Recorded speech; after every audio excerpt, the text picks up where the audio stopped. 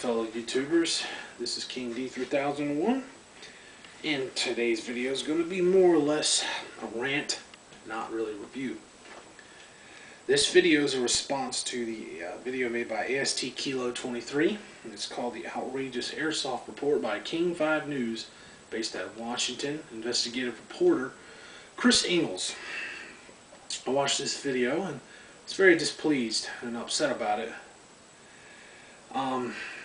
So I decided to Google King5 News, which I'll put a description to the email address for King5 News and ASTKilo's video. But anyways, and I actually emailed Chris Ingalls to let him know how I felt.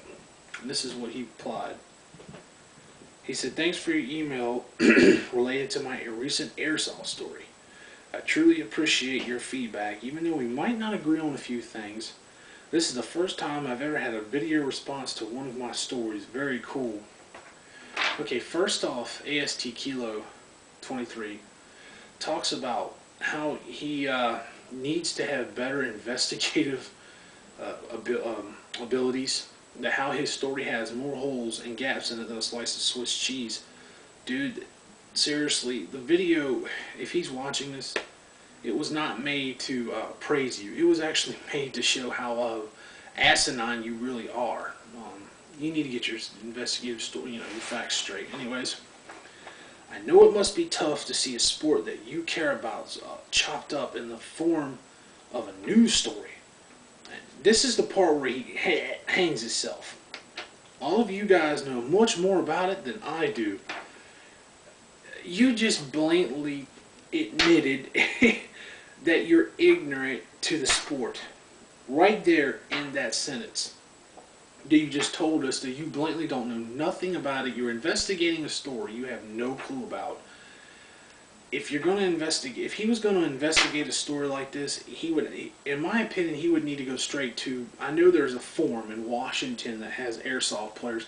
He should have met with somebody who really knows more about the sport than reading some story or some papers he pulled off the ATF. He should have spoke directly to a professional airsoft player, in my opinion.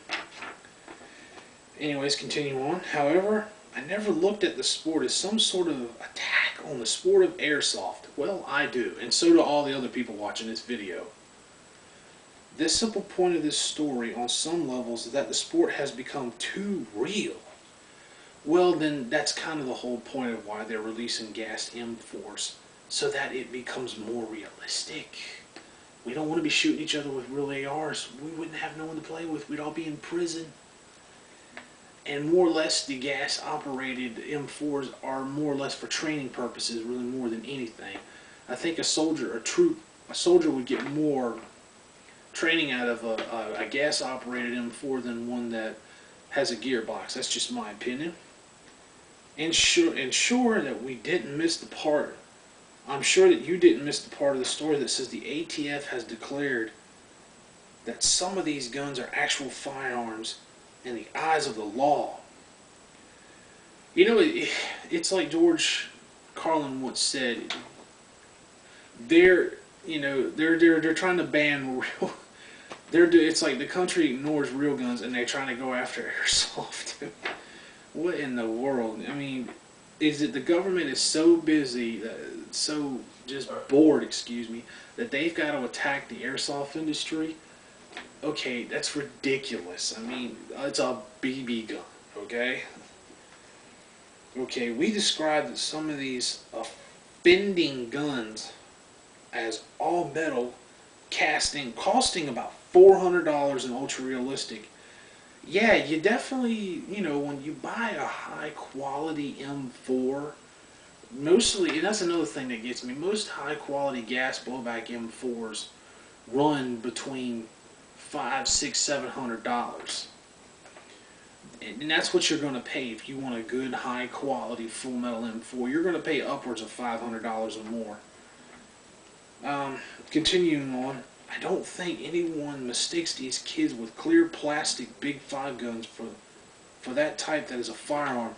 Those aren't even, in my opinion, airsoft guns. Those are just something, if you want to play it again in the backyard with your friends, that's cheap soft. That's Walmart quality stuff. As far as calling them toys, we did that because that was what people initially claimed that the ATS sees these air guns last year. However, as our story progressed and as our expert tore one gun apart, you could see that it is true that these air guns could be converted into a firearm.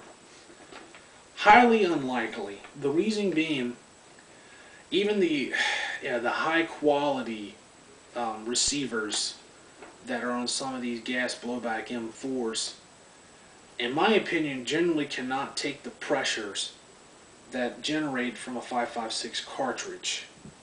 They maybe could last a couple of rounds, but they wouldn't get through a whole mag without either splitting or the guts just completely blowing out. And when it's all said and done, by the time you would try to convert it over, you'd just be better off to just buy a real receiver anyways. It's just ridiculous and preposterous. The purpose of our story was to let people know that the extraordinary things has happened.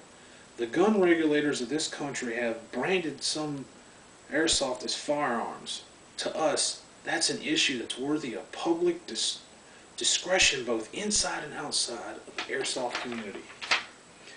Okay, I understand that they're trying to get it out there to warn people, but in my opinion, they did it in an asinine, backwards way. If he was going to try to, quote unquote, help the community, he should have done it in a more realistic way, with more information, more backing, not a 5-minute story with little kids running around the backyard shooting airsoft guns at each other, talking about, oh, these gas blowbacks can be converted into real firearms. Highly unlikely. Anything is possible, but really, if a criminal is going to go all through all that, he would just pay the extra whatever to get a receiver, that's unmarked. It's just ridiculous in my opinion. You guys, let me know what you think. Leave a comment at the bottom of the video, drop me a PM, and I will include the email address to King5's website so you can email them and let them know how offended you are, and take the time to express how stupid you think it is. King V signing off. Thank you for watching.